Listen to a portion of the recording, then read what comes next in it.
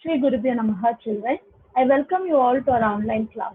And today we are going to learn in this video about the embryonic development in human reproduction. Okay. So in our last video, we saw about fertilization. Okay. How the sperm fertilizes the female ovum and how it is forming zygote. Okay. So now the zygote is ready for undergoing mitotic division to form embryo. Okay. So this video we are going to cover about the embryonic development. Okay, so this embryonic development, it includes all these four steps, that is cleavage and blastocyst formation, implantation, formation of placenta and residua, and formation of germ layers. Okay, so these are the four sequences taking place under embryonic development. Okay, one by one we will see. The first one, cleavage and blastocyst formation.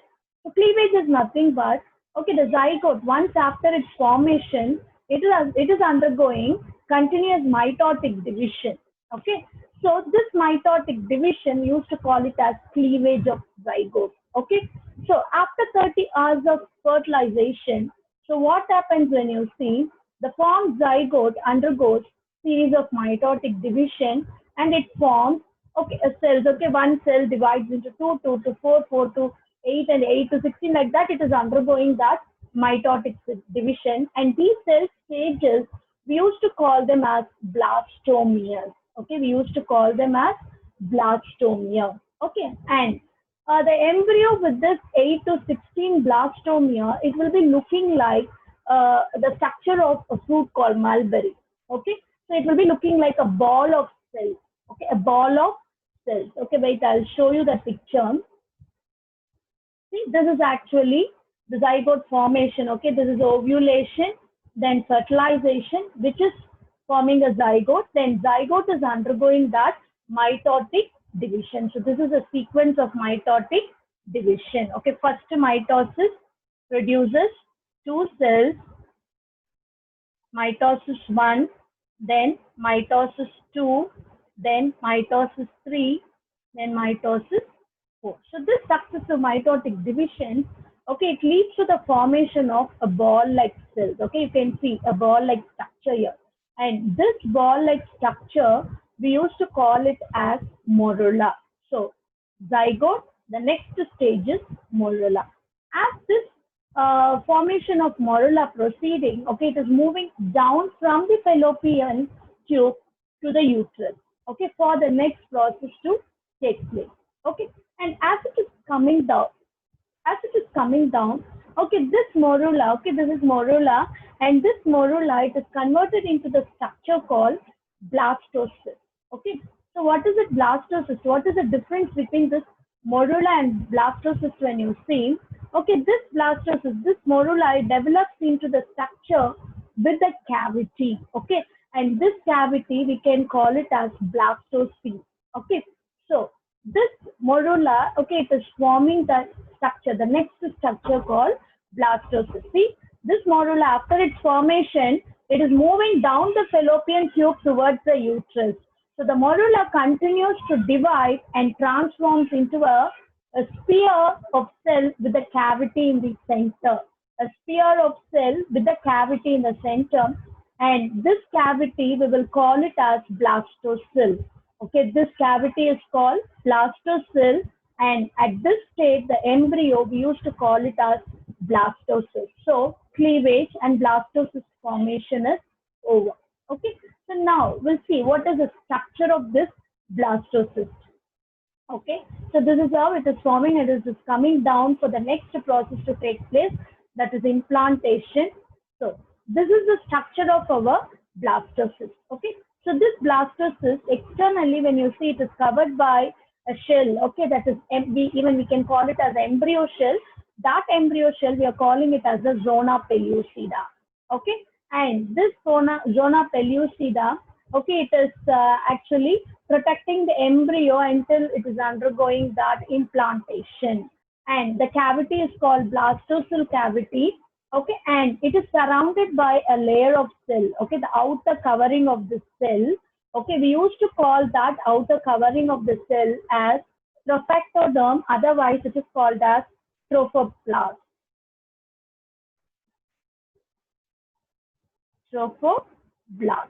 Okay, it is either called as trophoblast or trophectoderm. That is a cell which is acting as the outer covering. Okay, that is inner to the zona pellucida. Then here it is having a mass of cell. Okay, can you see this mass of cell? Okay, so this mass of cell we used to call it as inner cell mass. Okay, which is acting as a precursor, that is stem cell for the development of fetus. Okay, that is all the organs of the fetus. It is actually going to develop from this cells of this inner cell mass. So this is about the parts of our blastocyst. So blastocyst formation over. Okay. The next process is implantation. Now this blastocyst is ready for implantation. What is implantation? When you see, it is attachment of the blastocyst to the uterine wall. Uterine wall in the sense the inner lining of uterine. Okay, you know that is called endometrium, this part. Okay, so this developed blastocyst is getting attached. Okay, it embedded into the uterine wall. This process we call it as implantation. Okay, it occurs after the 7 days of fertilization. Okay, and at the time of this implantation, when you note it down, the part of the blastocyst, okay, the part of the blastocyst which is having the inner cell mass, okay, the part of the blastocyst which is having the inner cell mass is started embedding.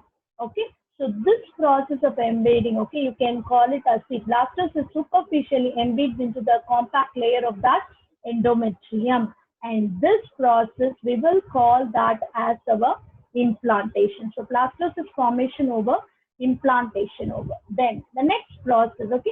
See, this is how I told you, no, from the inner cell mass, it started embedding. So once after the formation of this, what is that, implantation, the other processes, okay. So this embryo has to get nutrients for its further development. For that, it is going to form a special structure called placenta.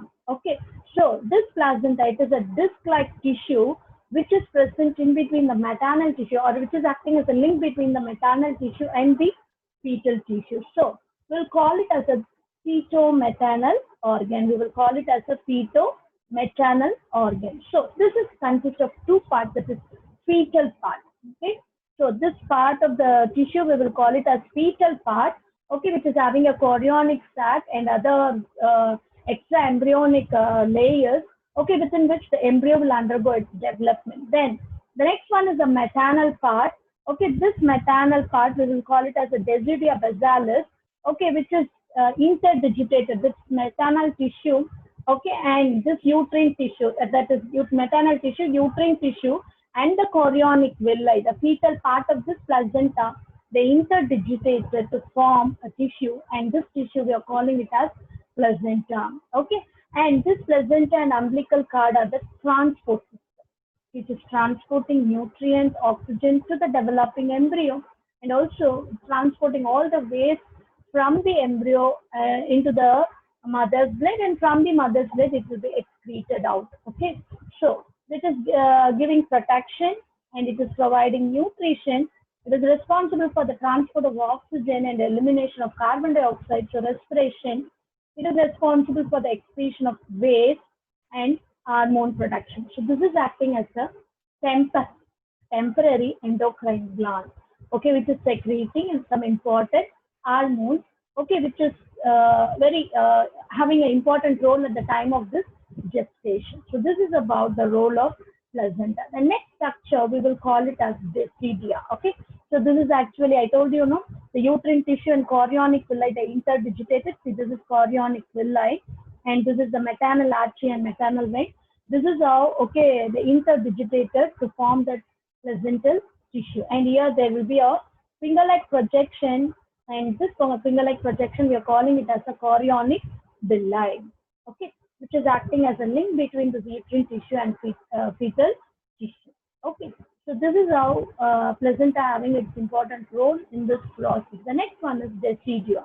Okay, decidia, when you see, okay, the endometrium of the gravid uterus, that is the gravid uterus in the sense the uterus which is having this developing embryo, the pregnant uterus. Okay, so it consists of this four parts actually. Okay, the three parts are very important. That is Desidia basalis, Desidia capsularis, and Desidia paritalis. Okay, Desidia basalis, it forms the maternal part of the placenta. Okay, see this maternal tissue.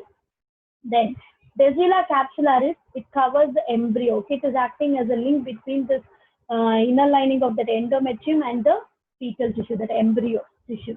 Okay, then Desidia paritalis, it is nothing but the entire gravid uterus is surrounded by the inner lining. That endometrial lining, we will call it as Desidia paritalis. Then at the time of delivery, this Desidia also will be okay, released out. Okay, so this is about the important tissues formed at the time of this fetal development.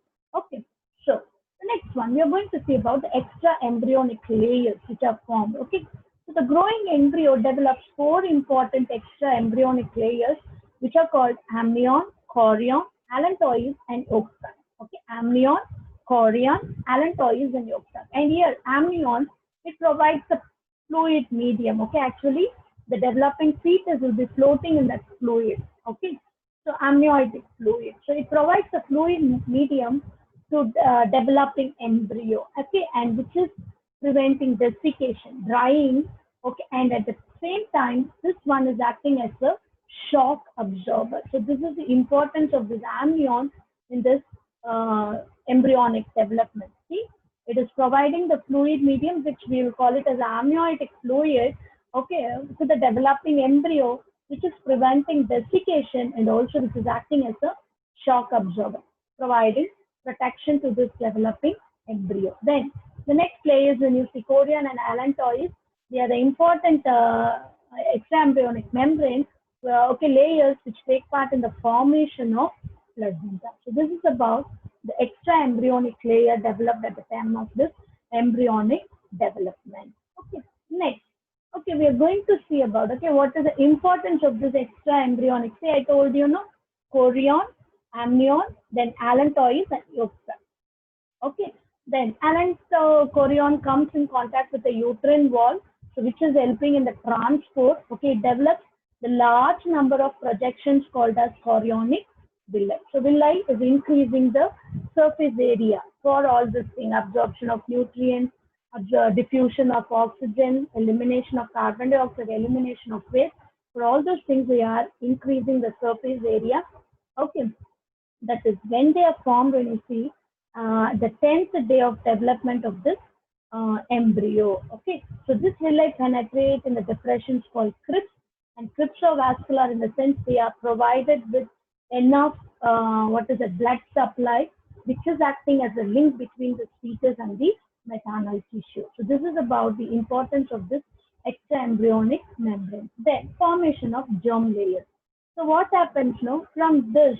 Okay, what is that inner cell mass? Already I told you it is acting as a precursor for the developing embryo. So from that, see, morula and blastocyst is formed, and from the inner cell mass, there is going to be a formation of this three germ layers, that is outer layer, inner layer, and middle layer. Okay, the outer layer is called ectoderm. Okay, I'll show you. The outer layer is called ectoderm. It is here. Outer layer is called ectoderm, and the inner layer is called endoderm. Okay, ectoderm, endoderm. In between this ectoderm and endoderm, there will be a middle layer, which we are calling it as the mesoderm. What is the importance of this ectoderm, endoderm, mesoderm? See, when this embryo is developing into a fetus, all the organs of the embryo will be developed from this three germ layers only. And the structure with this germ layer, we used to call it as gastrula. It is given here. Gastrula. Okay, embryo with three primary germ layers, we are calling it as the gastrula. And formation of this gastrula from this blastocyst, we will call it as gastrulation. We will call it as gastrulation. So this is about the formation of gastrula. Okay, and what are the organs? Okay, what is the importance of these organs when you see?